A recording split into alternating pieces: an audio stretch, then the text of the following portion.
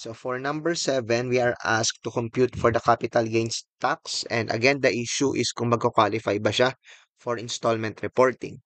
So again, we have to compute for the selling price and the contract price. Pero dito sa number 7, wala namang mortgage. So selling price and contract price, they are the same.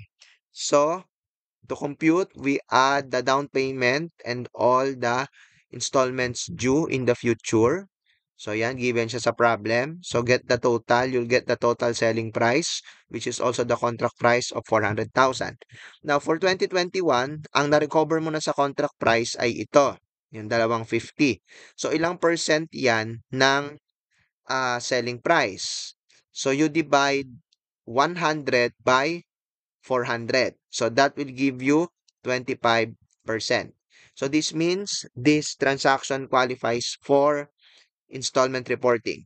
So we get the total capital gains by deducting the cost from the selling price. So we get 250,000. Ayan.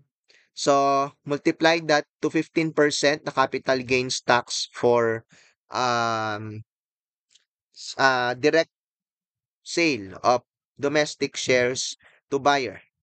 Now, imumultiply mo pa yan sa 25% kasi nga 25% lang yung ire-report mo. So, our answer for this problem is 9,375.